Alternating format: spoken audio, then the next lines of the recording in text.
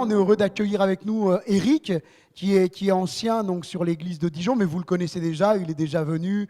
Hein, voilà, En fait, Éric a été sollicité un peu rapidement parce que ne sachant si je serais en état de prêcher, mais j'étais en état, mais je lui ai dit, c'est bien que tu viennes quand même, tu as préparé une pensée, donc c'est bien que tu viennes l'apporter. Et puis, ça nous encourage, et puis moi aussi, ça m'encourage d'entendre quelqu'un d'autre que moi qui prêche tous les dimanches. Voilà, donc on lui laisse la place sans plus tarder, vraiment que Seigneur bénisse notre frère. Voilà, bonjour à tous et à toutes, à ceux que je n'ai pas vus. Voilà, en effet, ça fait maintenant 14 ans que je suis sur l'église de Dijon. Et ça fait environ 35 ans que je connais le Seigneur. Voilà, c'est une grâce de connaître le Seigneur. J'aurais préféré le connaître bien avant, mais bon, le Seigneur a décidé que je le connaisse. Voilà, j'avais 33 ans. Voilà, en tout cas, le Seigneur a mis sur mon cœur un sujet, parce que c'est vrai que quand Landry m'a dit ça il y a 2 jours, bon, j'avais rien préparé, bien sûr, mais bon, il y a toujours un sujet sur notre cœur et particulièrement le Seigneur a mis ce sujet-là sur mon cœur. Alors c'est un sujet assez difficile à porter, je l'avoue. Mais après je me dis devant le Seigneur, est-ce qu'il y a quelque chose de difficile Parfois on a besoin d'entendre des choses et puis ça nous fait du bien parce que ça nous fait réfléchir. Ça nous fait réfléchir à nous-mêmes, à notre vie, à où est-ce qu'on en est avec le Seigneur. Et je crois que tout sujet nous permet de nous approcher de Dieu, en tout cas de demander à Dieu ce qu'il attend de nous. Alors ce sujet, je vais commencer par un proverbe chinois. Voilà. En plus, il n'était pas chrétien, mais bon, parfois il y a des proverbes qui sont bons. Il y a des proverbes du monde qui sont remplis de bon sens et qui parfois éveillent notre attention. Et ce proverbe nous dit « Connais ton ennemi ». Connais-toi toi-même. Eussiez-vous 100 guerres à soutenir et 100 fois vous serez victorieux. Est-ce que vous avez reconnu la subtilité de ce proverbe? Connais ton ennemi et connais-toi toi-même. Eussiez-vous 100 guerres à soutenir, 100 batailles, et 100 fois vous serez victorieux. Pourquoi nous serions victorieux? Parce que nous connaissons notre ennemi. Combien de guerres se sont perdues parce qu'ils ne connaissaient pas à qui ils avaient affaire. Ils ne connaissaient pas leur adversaire, leur ennemi. Et nous avons un sujet d'actualité qui nous prouve que ce proverbe est rempli de bon sens, la guerre Russie-Ukraine. Les Russes pensaient en quelques jours envahir l'Ukraine. Il se dit que, voilà, en 3-4 jours, c'est bon, l'affaire est dans le sac. Et qu'est-ce qui s'est passé? Aujourd'hui encore, ils sont en train de lutter pour essayer de conquérir quelques territoires de l'Ukraine. Pourquoi? Parce qu'ils ne connaissaient pas l'Ukraine. Du moins, ils ne connaissaient pas les habitants et les hommes qui défendaient leur pays. Ils ne savaient pas que c'était des hommes remplis de courage, remplis de foi dans leur pays, dans leur nation, et ils ne pensaient pas rencontrer une résistance aussi importante. Connais ton ennemi et 100 fois vous serez victorieux. Notre ennemi à nous, chrétiens, c'est quoi? C'est qui? C'est le diable. Voilà. C'est lui notre ennemi. C'est le péché, parce que le péché, en quelque sorte, c'est la voie du diable. Et notre ennemi, c'est le diable. Notre ennemi, c'est le péché. Et c'est de cela que j'aimerais vous parler ce matin. C'est de cela. Que le péché, nous vivons avec lui au quotidien. Il est là. Il est présent, il est attaché à nous. À chaque instant, il est présent dans nos vies. Dans 1 Pierre chapitre 5, verset 8, il nous est dit que le diable, votre ennemi, rôde comme un lion rugissant, cherchant qui il dévorera. Le diable, notre ennemi, c'est lui qui est à l'origine du péché. Et le verset que j'aimerais lire avec vous, les deux versets que j'aimerais lire avec vous dans la parole de Dieu ce matin, se trouvent dans Hébreux, chapitre 12, versets 1 et 2.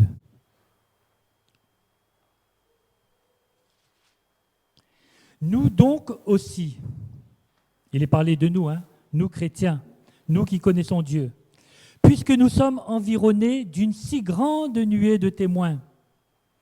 Et nous voulons rappeler que les témoins dont il est parlé ici, ce sont les témoins du chapitre 11, où il est parlé de Abel, il est parlé d'Enoch, il est parlé de Noé, il nous est parlé aussi d'Abraham, de Moïse, enfin bref, de tous les grands hommes de Dieu qui ont marché avec Dieu par la foi.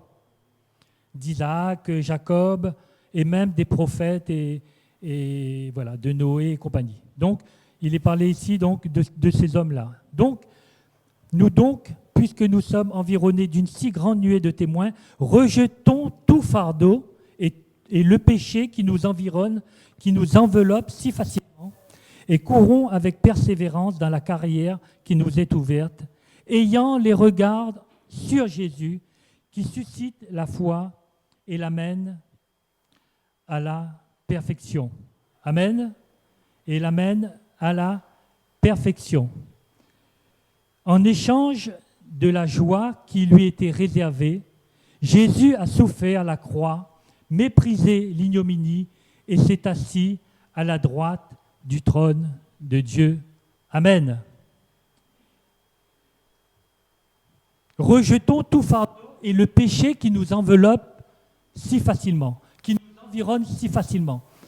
Même pour nous chrétiens, parce qu'il ne faut pas se boucher les yeux, le péché est là. Il vit avec nous. On ne s'en débarrasse jamais. Jamais. Comme je dirais, il faut vivre avec.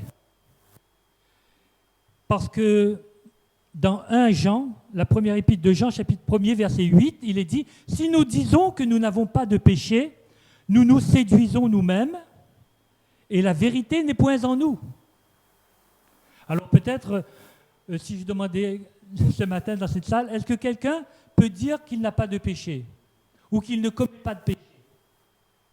Je pense que personne ne lèverait la main. Au verset 10, toujours de 1 Jean chapitre 1er, 1 Jean chapitre 1er, il est dit « Si nous disons que nous n'avons pas de péché, nous faisons Dieu menteur et sa parole n'est point en nous. » D'où l'importance pour nous de réaliser que le péché est là,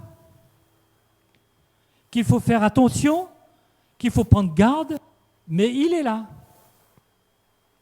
Et nous avons tous fait la malheureuse expérience du péché. L'apôtre Paul disait aux Romains, chapitre 3, verset 23, nous connaissons ce verset par cœur, « Car tous ont péché et sont privés de la gloire de Dieu. » Tous ont péché. Il n'est pas dit la majorité. Il n'est pas dit 99,9% ont péché. Non, tous ont péché. 100% des êtres humains ont péché et sont privés de la gloire de Dieu. C'est-à-dire n'ont aucun rapport avec Dieu, avec sa communion. Tous ont péché. Parce que le péché, c'est une action de Satan, nous l'avons dit, qui nous attire vers le bas. Elle nous culpabilise. La culpabilité, parfois, elle est bonne, parce qu'il est bon de se dire que nous sommes coupables de nos fautes. Nous sommes responsables de nos fautes. Mais il ne faut pas non plus amener cette culpabilité à son extrême. Parce que si Dieu, parfois, nous donne cette possibilité de nous sentir coupables, c'est afin que nous puissions nous sortir de cette culpabilité avec l'aide de Dieu et avec la grâce du Saint-Esprit. Oui, le péché nous rend sales, il nous culpabilise. Et ce qu'il faut savoir à propos du péché, c'est qu'il est là pour nous enlever notre paix. Notre paix. La paix que Dieu nous a donnée, qui est dans notre cœur. Et lorsque nous péchons, nous perdons notre paix. Nous perdons notre assurance en Dieu, en nous-mêmes. Nous perdons notre confiance. Et finalement, nous perdons notre joie. Et surtout, la joie du salut. Donc, il faut faire gaffe à cela.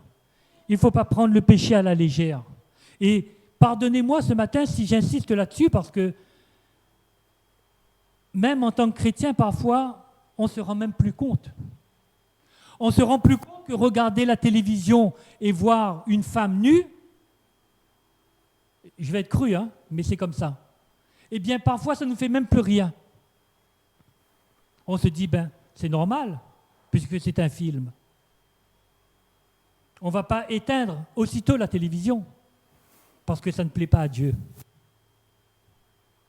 Je vous le dis parce que je parle pour moi, hein, surtout en premier. Et le péché, il est subtil. On ne le voit pas, on ne l'entend pas, mais il est là. Et Dieu nous met en garde. Dieu nous met en garde. Romains 8, versets 9 à 12. Quoi donc? Sommes-nous plus excellents? Nullement. Car nous avons déjà prouvé que tous, juifs et grecs, c'est-à-dire juifs et non-juifs, donc nous en faisons partie, sont sous l'empire du péché, ou sous l'emprise du péché. Selon qu'il est écrit, il n'y a point de juste, pas même un seul. Nul n'est intelligent, nul ne cherche Dieu. Tous sont égarés, tous sont pervertis. Il n'en est aucun qui fasse le bien, pas même un seul. Je vous avais donné la référence, Romains 8, 9 à 12. Pas même un seul. Il n'y a aucun juste sur la terre. Et l'apôtre Jacques, le responsable de l'église de Jérusalem, qui était aussi le demi-frère de Jésus, a pu dire ceci, donc il va encore plus loin que cela. Il a dit, celui donc qui sait faire ce qui est bien et qui ne le fait pas commet un péché. Ça veut dire que le péché ici, c'est de ne pas faire le bien qu'on peut faire. C'est-à-dire, on ne fait pas le mal, mais on ne fait pas le bien qu'on pourrait faire. Vous voyez, ça va loin. Celui donc qui sait faire ce qui est bien et qui ne le fait pas, commet un péché. Jacques, chapitre 4, verset 17.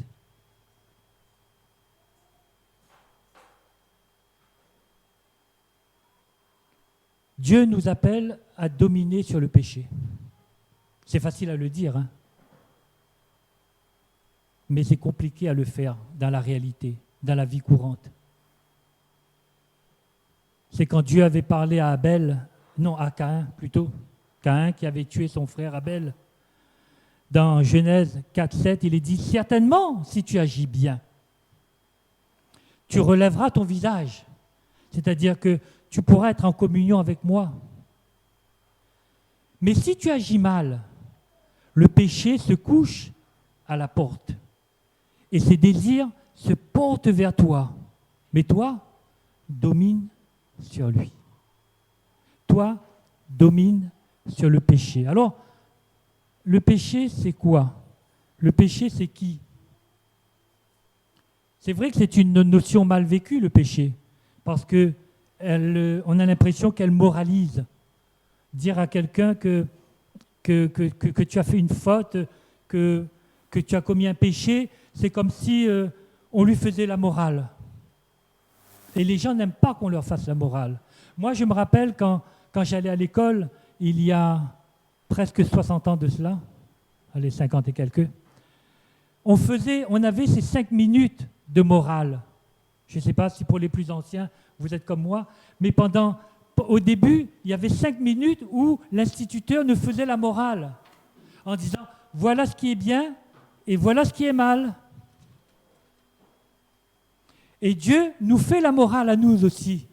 Dieu nous dit, voilà ce qui est bien et voilà ce qui est mal. Mais fais le bien afin que tu vives. Voilà le chemin chemin de la mort, voilà le chemin de la vie. Mais prends le chemin de la vie. Vive.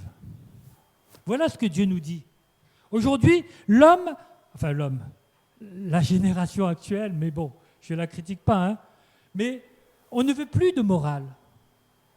On ne veut plus savoir c'est quoi le respect, savoir les bonnes manières. Non, on ne veut plus de tout ça. On est libre. On veut la liberté. On veut faire n'importe quoi. Comme du temps où Dieu n'avait pas encore institué la loi. La loi est venue par Moïse. Du moins, c'est Dieu, sur le mont Sinaï, qui a donné la loi à Moïse, les 10 commandements. Mais avant, il n'y avait pas de loi. Et l'homme faisait n'importe quoi. Il est dit que l'homme faisait ce qui lui semblait bon. Il trouvait que ça, c'était bon, pécher, c'était bon, faire le mal, c'était bon. Eh bien, il allait tranquillement. C'est pourquoi est venu le déluge. Hein. Il est dit que du temps de Noé, les hommes, leur seule inquiétude, c'était de manger, de boire, de festoyer, de se marier, de marier leurs enfants. Ils ne s'occupaient pas des affaires de Dieu. Ça ne les intéressait pas du tout que Dieu mette la main dans leurs affaires. Non, ils ne voulaient pas de cela. Ils ne voulaient pas que Dieu leur dise « Mais non, ce que tu fais là, c'est mal ». Et du coup, Dieu leur a envoyé le déluge. Il est dit que du temps de Noé, le cœur de l'homme était attaché au mal, exclusivement au mal. Il n'y avait plus moyen de les sauver en quelque sorte. Sauf Noé, bien sûr, et sa famille. Mais sauf Noé qui, lui, était un homme intègre. Et Dieu l'a sauvé, lui et sa famille. Et tous les autres ont péri.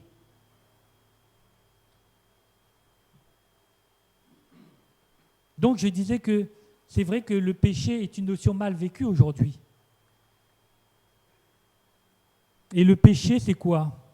Alors j'ai noté parce que le latin du mot péché, c'est peccatum, qui veut dire faute, erreur. Le grec, c'est amartia, qui signifie déficience. Et en hébreu, c'est hata, H-A-T-A, apostrophe T, qui signifie viser à côté, manquer le but, rater sa cible. Parce que quand il y a une cible, le but, c'est de toucher le cœur de la cible. C'est ça le but. Quand on a un arc et qu'on fait de l'arche, le but, c'est de toucher le cœur de la cible. Et là, on a gagné. Mais quand on tire à côté, eh bien, on a perdu. On a perdu. On a raté la cible.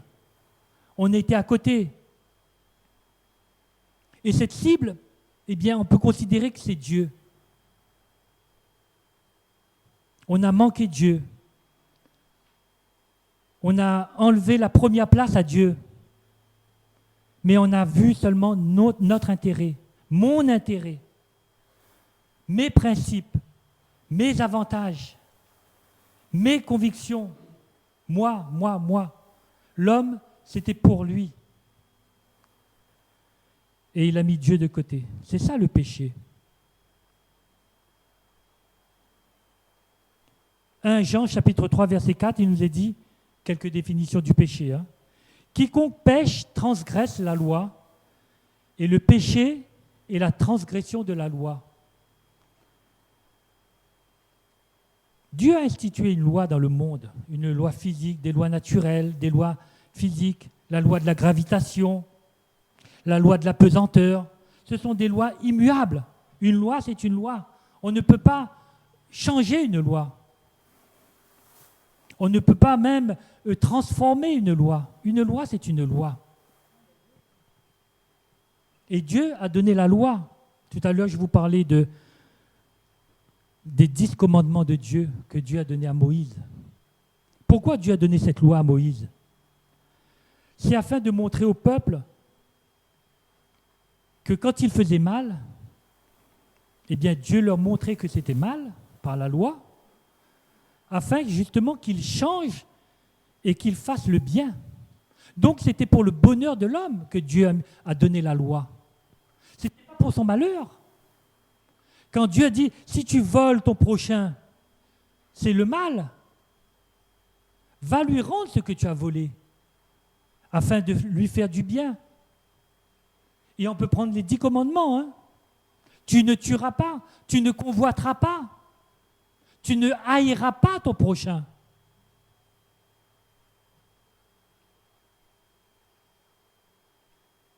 Mais tu aimeras le Seigneur ton Dieu de tout ton cœur, de toute ton âme, de toute ta force et de toute ta pensée. Et tu aimeras ton prochain comme toi-même. De ces 2 commandements dépendent toute la loi. Parce que quand on aime son prochain, mon frère, ma sœur, on ne peut pas lui faire du mal. On ne peut pas, puisqu'on l'aime. On ne veut que son bien spirituel, son bien physique, son bien matériel. C'est pourquoi Jésus a dit que si tu aimes ton prochain, tu as accompli toute la loi. Toute la loi dépend de ces 2 commandements. Mais d'abord, Dieu en premier. Dieu toujours en premier. Notre vie dépend de notre Créateur. Si nous sommes vivants aujourd'hui, si nous sommes là, c'est parce que Dieu nous a créés et que Dieu nous aime et qu'il nous a gardés en bonne santé par sa grâce et qu'il nous a donné des yeux pour voir, des oreilles pour entendre. Alléluia. Pécher, c'est se rebeller contre Dieu. Dans Deutéronome chapitre 9, versets 6 à 7, il est dit « Sache donc que ce n'est point à cause de ta justice que l'Éternel ton Dieu te donne ce bon pays, pour que tu le possèdes. Car tu es un peuple au cou roide. » Ici, il parlait à son peuple quand ils allaient conquérir Canaan, et que le péché des Amoréens, c'est-à-dire des Cananéens, était arrivé à son comble. Et donc, avant de traverser ce Jourdain pour aller conquérir la terre promise, Dieu leur avait dit « Sache donc que ce n'est pas à cause de ta justice que l'Éternel ton Dieu te donne ce bon pays pour que tu le possèdes. Car tu es un peuple au cou roide, au cou raide. Souviens-toi, n'oublie pas de quelle manière tu as excité la colère de l'Éternel ton Dieu dans le désert. Depuis le jour où tu es sorti du pays d'Égypte, jusqu'à votre arrivée dans ce lieu, vous avez été rebelles contre l'Éternel. » Oui, le péché nous rend rebelles contre Dieu. Ce peuple, quand je lis son histoire en ce moment, et à chaque fois je me dis, mais comment est-ce possible? Comment est-ce possible, ce peuple qui a traversé la mer Rouge, qui a vécu les 10 plaies d'Égypte, en leur faveur, bien sûr, parce qu'eux, ils n'étaient jamais touchés. Dieu les préservait. Les Égyptiens, tous les premiers-nés, la 10e plaie, tous les premiers-nés d'Égypte, autant les animaux que les êtres humains, sont tous morts. Tous les premiers-nés. Et eux, à cause du sang qu'ils ont mis sur les linteaux des portes, ils n'ont pas été touchés. Pas un seul. Pas un seul. Pendant 40 ans dans le désert, leurs souliers n'étaient pas usés, leurs vêtements n'étaient pas usés.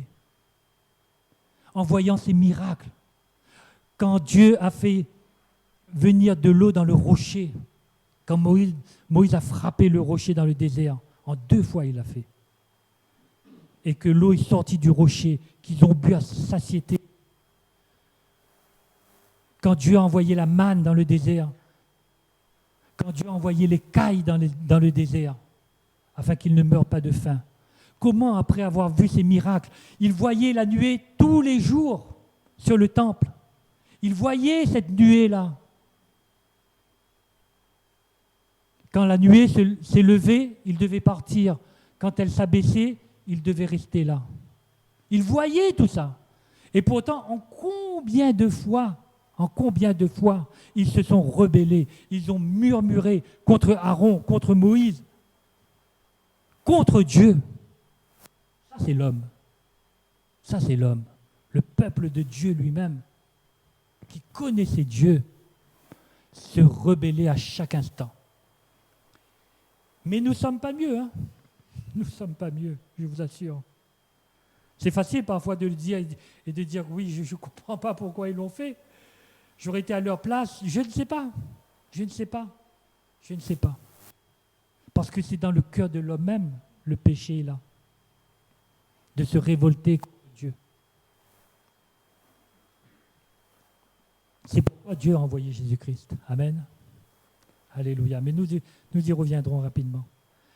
Le mépris de Dieu et de son amour. Le péché, oui, nous fait mépriser Dieu. Dans Romains chapitre 2, versets 3 à 4, il est dit « Et penses-tu, ô homme, qui juge ceux qui commettent de telles choses ?» C'est-à-dire effectivement des Juifs qui se permettaient de juger les autres hommes, alors que « Et qu'il est fait que tu échapperas au jugement de Dieu ?» Ou méprises-tu, toi, ô homme, les richesses de sa bonté, de sa patience et de sa longanimité, de sa bienveillance, ne reconnaissant pas que la bonté de Dieu te pousse à la repentance. Comment peut-on mépriser la bonté de Dieu? Et parfois, je dis souvent que le fait que nous respirons, on n'y pense plus. Hein. On se lève le matin et on commence à se plaindre. Alors, pas toujours, hein, heureusement. Mais il arrive souvent que, voilà, on n'est pas de bonne humeur. Alors que nous respirons, alors que nous voyons, nous contemplons les beautés de Dieu, la nature, les merveilles que Dieu a créées. Nous respirons, nous entendons, nous marchons. Est-ce que ce ne sont pas des grâces que le Seigneur nous accorde? Il paraît que c'est quand on est handicapé, qu'on ne peut plus marcher, qu'on est paraplégique, on n'a plus les possibilités qu'ils avaient auparavant, supposons que quelqu'un ait un accident. Je prends un exemple. Il paraît que c'est dans ces moments-là que ces personnes ont plus l'envie de vivre. Parce que le peu que Dieu leur donne encore leur fait apprécier les choses essentielles de la vie, les petites choses de la vie. Parfois, nous voulons beaucoup, nous attendons beaucoup, nous voulons une grosse voiture, nous voulons une maison, nous voulons des choses qui ne sont peut-être pas le but de Dieu. Mais parfois, le simple fait de marcher, de respirer, de contempler les choses, c'est déjà une grâce que Dieu nous accorde. Et vraiment, c'est une réalité. C'est une réalité. Et nous devons apprécier cela, ces choses-là. Nous devons les apprécier et remercier le Seigneur chaque matin. Et enfin, le péché nous éloigne de Dieu, tout simplement. Nous fait que nous rejetons le Seigneur. Dans Jean chapitre 3, verset 19, il est dit « Et ce jugement, c'est que la lumière étant venue dans le monde, les hommes ont préféré les ténèbres à la lumière parce que leurs œuvres étaient mauvaises. » Voilà pourquoi les hommes préfèrent les ténèbres au Seigneur. Et c'est vrai qu'aujourd'hui, c'est le cas alors je ne voudrais pas exagérer, mais au moins de 90% de la population mondiale, je pense, de préférer les ténèbres à la lumière. Parce que leurs œuvres sont mauvaises. C'est-à-dire qu'ils préfèrent jouir pour un temps, pour un moment, des plaisirs de ce monde, des choses que le monde leur fait miroiter. Ils préfèrent cela que de croire que Dieu, parce que Dieu souvent n'est pas d'accord avec leurs préférences, de croire que Dieu, veut pour eux quelque chose de bien plus qu'ils aspirent. C'est-à-dire, eux, ce qu'ils veulent, c'est faire plaisir à leur chair, c'est faire plaisir à leur corps. Alors que Dieu, lui, ce qu'il veut, c'est faire plaisir à notre esprit, à notre cœur. Il veut que nous soyons avec lui pour l'éternité. Il veut que notre communion avec lui soit véritable, que notre esprit soit en communion avec Dieu. Ce que Dieu veut, c'est notre bien spirituel. Et ça n'a pas de valeur. Parce qu'il est vrai que dans ce monde dans lequel nous vivons, qui est limité, eh bien, aujourd'hui, il est sûr que les hommes préfèrent la jouissance de ce monde. Ils préfèrent le péché, parce qu'ils ne savent pas qu'après, il y a une autre vie. Et que ce qu'ils veulent aujourd'hui, ben, les entraîne à la mort éternelle.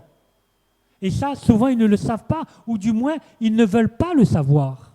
Parce que la parole de Dieu nous dit que Dieu a mis dans le cœur de l'homme la pensée de l'éternité. Ça veut dire que chaque être humain, au fond de lui-même, ne serait-ce en regardant les œuvres de Dieu dans la nature même, eh bien, c'est qu'au fond, il y a un Dieu. Il y a un être suprême qui existe et qui un jour, il faudra rendre compte. Mais malgré qu'ils le savent, ils préfèrent jouir du moment présent. Et cela pour leur malheur, la plupart du temps. Les conséquences du péché sont graves, mes amis. Dans Éphésiens chapitre 2, versets 1 à 3, nous dit « Vous étiez morts par vos offenses et par vos péchés, dans lesquels vous marchiez autrefois, selon le train de ce monde. » C'était notre quotidien à nous aussi. Selon le prince de la puissance de l'air, de l'esprit qui agit parmi maintenant dans les fils de la rébellion. Nous tous aussi, nous étions de leur nombre. Et nous vivions autrefois selon les convoitises de notre chair, accomplissant les volontés de la chair et de nos pensées, et nous étions par nature des enfants de colère comme les autres. Voilà ce que nous étions. Et c'est une réalité, c'est une réalité. Nous vivions pour Satan. Satan est le prince de ce monde. Nous faisons ce qu'il voulait. Nous lui obéissons. Nous marchons dans le train de ce monde. Nous étions de leur nombre. Nous vivions autrefois selon les convoitises de notre chair. Ça veut dire quoi finalement? Ça veut dire que notre chair, c'est ce qui est intérieur en nous. Bon, on dit que c'est le corps, mais ce n'est pas le corps du tout. Comment dire? C'est la loi du péché en nous. C'est quelque chose qu'on ne peut... C'est une loi. Notre chair, c'est une loi. Ça veut dire qu'on ne peut rien faire contre par nous-mêmes. On ne peut pas lutter contre ça. On ne peut pas nous sauver nous-mêmes. Et il est dit qu'on faisait ce que notre chair nous demandait. Notre chair dit, eh bien, va pécher, va tromper ta femme, va regarder des mauvaises choses. Ben, on le faisait. Parce qu'on était attiré par ces choses-là. On ne pouvait pas lutter contre ces choses-là. Ça, c'est la vérité. Nous étions, par nature, des enfants de colère, comme les autres. Romains chapitre 6, verset 23 nous dit « Car le salaire du péché, c'est la mort, mais le don gratuit de Dieu, c'est quoi ?» Amen. C'est la vie éternelle en Jésus-Christ. Alléluia. En Jésus-Christ, notre Seigneur. Le don gratuit de Dieu, c'est la vie éternelle en Jésus-Christ, notre Seigneur. Si le salaire du péché, c'est la mort, Jésus a aboli la mort en donnant sa vie sur la croix. Amen. Alléluia. Le péché nous condamne. Il nous met sous le jugement de Dieu. Le péché nous procure des souffrances morales, physiques. Le péché obscurcit notre intelligence. Il endurcit notre cœur. Dans Éphésiens 4, chapitre 4, versets 17 à 18, écoutez bien ceci. « Voici donc ce que je dis. » C'est l'apôtre Paul qui parle. « Et ce que je déclare dans le Seigneur, c'est que vous ne devez plus marcher comme les païens. » C'est-à-dire comme les gens qui ne connaissent pas Dieu. Qui marchent selon la vanité de leurs pensées. Ils ont l'intelligence obscurcie. Ils sont étrangers à la vie de Dieu à cause de l'ignorance qui est en eux, à cause de l'endurcissement de leur cœur. Il est parlé ici à des hommes et à des femmes qui connaissent Dieu. Ils sont étrangers à la vie de Dieu à cause de l'ignorance qui est en eux, à cause de l'endurcissement de leur cœur. C'est pourquoi le prophète Ésaïe, chapitre 6, versets 9 à 10, a pu dire Dieu dit à Ésaïe le prophète, « Va et dis à ce peuple, vous entendrez et vous ne comprendrez point. Vous verrez de vos yeux et vous ne saisirez point.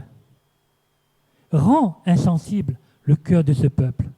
Endurcis ses oreilles, bouche-lui les yeux, pour qu'il ne voie point de ses yeux, qu'il n'entende point de ses oreilles, qu'il ne comprenne point de son cœur, qu'il ne se convertisse et qu'il ne soit guéri. C'est difficile d'entendre ces propos-là. Hein. C'est parce que le peuple, à un moment donné, était tellement endurci dans son cœur, ne voulait plus du tout entendre parler de Dieu, que Dieu savait, lui, parce que Dieu lit dans notre cœur. Hein. Dieu connaît ce que nous ressentons, ce que nous vivons, quel amour nous avons pour lui. Dieu sait tout en nous. Et Dieu connaît aussi le cœur qui est incrédule. Mais incrédule au point qu'il n'y ait plus moyen d'être sauvé. Et on retrouve ces mêmes paroles dans Actes chapitre 28, versets 26 à 27. Ils ne veulent plus entendre de leurs oreilles. Ils ne veulent plus comprendre avec leur cœur. Ils ne veulent plus voir de leurs yeux. Ils ne veulent plus se convertir. Et ils ne veulent plus être guéris. Alors, et je terminerai par là, comment y remédier? Comment faire quand nous avons péché? Vous savez, le péché, parfois, on pense à quelque chose d'énorme. Hein. Le péché, c'est un simple mensonge. Hein. Le péché, c'est une simple mauvaise pensée. Le péché, il est très subtil. Je prends par exemple le cas de l'orgueil. C'est le plus terrible des péchés, c'est l'orgueil. C'est comme ça que Satan a chuté. Lucifer, le prince des lumières, de la lumière, il a chuté par l'orgueil. C'est très subtil l'orgueil. On ne le voit pas, on ne l'entend pas, mais il est là dans chacun de nos cœurs. Et par lui, tout commence. L'orgueil, c'est d'être une personne qu'on n'est pas finalement. Et combien d'enfants de Dieu, combien de frères et de sœurs orgueil, mais d'une manière, je dirais, non pas importante, ce n'est pas le mot que je veux dire, mais du moins ne se rendent même plus compte. Et du coup, s'ils ne se rendent plus compte, eh bien, il ne peut pas y avoir repentance. C'est ça le problème. Parce que comme je vous ai dit, on est tous orgueilleux. Hein. On est tous orgueilleux. Je vous assure, hein. Je ne vous dis pas ça pour vous faire mal. Et moi le premier. Moi le premier. Alors bien sûr, on le sait. Donc, on fait attention. On fait attention. On ne veut pas nous considérer plus que l'autre. On ne veut pas voir l'autre comme quelqu'un qui est au-dessus de nous, comme nous dit la parole de Dieu. Mais on l'est quand même. Je ne sais pas si vous remarquez, hein, même quand on parle avec quelqu'un, on veut toujours se mettre en avant. On veut toujours dire qu'on est capable. On veut toujours montrer aux autres eh bien, qu'on n'est pas le petit, qu'on n'est pas le faible, qu'on n'est pas le dernier. Mais on est pas mal après tout. Hein. On a des capacités. Ça, c'est l'orgueil. Jésus n'était pas orgueilleux. Jésus seul n'était pas orgueilleux. Amen. Jésus seul. Et je vous assure que si nous avons péché et que nous nous sentons mal, alors il y a une bonne nouvelle pour nous. C'est une bonne chose de se sentir mal face au péché. C'est une bonne chose. Si on ne se sent pas mal, c'est là qu'il y a un problème. Ça veut dire que notre conscience, elle est morte. C'est vrai, hein? Il y a des personnes, quand ils parlent du péché, quelque part, bon, c'est normal. Hein? On vit dans notre siècle, on vit à notre époque, c'est comme ça, tout le monde le fait, et on s'habitue. Non. Si ça ne nous fait pas mal dans notre cœur, si le Saint-Esprit ne vient pas à notre conscience en disant « là, ce que tu as fait, mon frère, ma sœur, ce n'est pas bien », il faut entendre la voix de Dieu. Et là, c'est une bonne chose. Ça veut dire que Jésus continue à nous aider. Le Saint-Esprit continue à faire son œuvre en nous. Il continue à travailler en nous. Et quand bien même nous chuterons très bas, si nous avons toujours notre conscience avec Dieu et qu'il nous parle, alors Dieu nous relève. Amen. Et Dieu nous relève davantage. Amen. Ça, c'est la grâce de Dieu. Hébreux chapitre 4, versets 15 à 16. « Car nous n'avons pas un souverain sacrificateur, Jésus-Christ, qui ne puisse compatir à nos faiblesses. Non, Jésus compatit à nos faiblesses. Au contraire, il a été tenté comme nous en toutes choses, sans commettre de péché. Amen. Approchons-nous donc avec assurance du trône de la grâce, afin d'obtenir miséricorde et de trouver grâce pour être secourus dans tous nos besoins. Amen. Voilà la solution, mon frère, ma sœur, quand tu pèches. Approche-toi de Jésus, du trône de la grâce, afin d'obtenir sa pitié, sa miséricorde, sa compassion, afin de trouver grâce auprès de lui. Parce que ce que Dieu veut, ce n'est pas la mort du pécheur. Ce que Dieu veut, ce n'est pas que le pécheur meure, mais jamais. Ce que Dieu veut, c'est que nous vivions. Amen. C'est que nous vivions, c'est-à-dire que nous ayons la vie éternelle. Voilà le but de Dieu. Ce n'est jamais de nous abaisser, ce n'est jamais de nous rejeter en disant « tu as commis ce péché, eh bien tant pis pour toi, je te rejette pendant un certain temps, et on verra après ». Ça, c'est pas Dieu, ça. Ça, c'est l'homme, ça, c'est le diable qui est là pour nous détruire, pour nous tuer, pour nous faire souffrir. Mais Dieu lui dit au contraire « reviens à moi, repens-toi, repens-toi ». La repentance, ce n'est pas pour les inconvertis, hein. Ce n'est pas uniquement pour eux. La repentance, c'est pour toi, mon frère, pour toi, ma sœur. Chaque jour, à chaque moment que tu pèches, tu te repens devant Dieu et Dieu t'élèvera. Amen. Moi, la repentance, je la pratique tous les jours.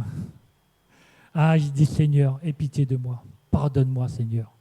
J'ai besoin de toi chaque instant. À chaque moment, Seigneur, j'ai besoin de toi. Dès que je te lave la main, Seigneur, ne serait-ce qu'une seconde, le diable nous attaque aussitôt. Et il nous fait mal. Il nous fait mal. Il nous fait pleurer. Il nous fait souffrir. Mais Dieu nous dit, repens-toi. Repens-toi. Et je serai avec toi. Je te relèverai. Si mon peuple sur qui est invoqué mon nom s'humilie, premièrement, prie, cherche ma face et abandonne ses mauvaises voies, abandonne son péché. Alors je l'écouterai, je l'exaucerai des cieux, je le bénirai et je le guérirai. Voilà ce que nous dit Dieu. Amen. Oui, cherchons la face du Seigneur. Parfois nous sommes pris, nous croulons sous le poids de la culpabilité. Parce que Dieu, le diable, veut nous détruire, nous écraser. Il veut que nous nous suicidons spirituellement. Il nous chuchote à notre oreille que nous sommes incapables, que nous avons fait le pire des péchés, que nous sommes le pire des chrétiens, que Dieu n'est plus avec nous, que nous ne pouvons plus revivre notre premier amour. Toutes ces pensées viennent du diable, mais ne viennent pas de Dieu. Bien au contraire, si nous demandons pardon au Seigneur, de tout notre cœur, avec sincérité, si nous revenons à lui de tout notre cœur, alors nous verrons l'amour de Dieu pour nous. Nous verrons son pardon. Parce que Dieu est amour. Amen. Et je crois que rien n'est plus agréable aux yeux du Seigneur que de voir un cœur qui se repent, que de voir un frère, une sœur qui a chuté, même terriblement, revenir à lui de tout son cœur. Et je terminerai par ces deux versets. Philippiens chapitre 4, versets 6 à 7.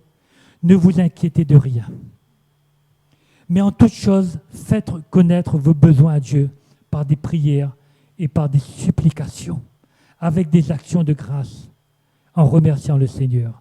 Et la paix de Dieu, qui surpasse toute intelligence, gardera vos cœurs et vos pensées en Jésus-Christ. Amen. Oui, la paix de Dieu. C'est de la paix de Jésus que nous avons besoin. Jésus a dit, je vous laisse la paix. Je vous donne ma paix. Je ne vous donne pas comme le monde donne. Que votre cœur ne se trouble point et ne s'alarme point. Amen. Oui, ne soyons jamais troublés, même si nous avons péché, mon frère, ma sœur. Ne soyons pas troublés, ne soyons pas culpabilisés à mort. Reconnaissons qu'effectivement nous avons péché. Ça, il faut le reconnaître devant Dieu. Et demandons pardon au Seigneur. Revenons à lui de tout notre cœur. Et le dernier verset que j'aimerais laisser sur votre cœur se trouve dans Romains chapitre 15, verset 13. Que le Dieu de l'espérance, Amen, Jésus-Christ, vous remplisse de toute joie et de toute paix dans la foi, pour que vous abondiez en espérance par la puissance du Saint-Esprit. Amen.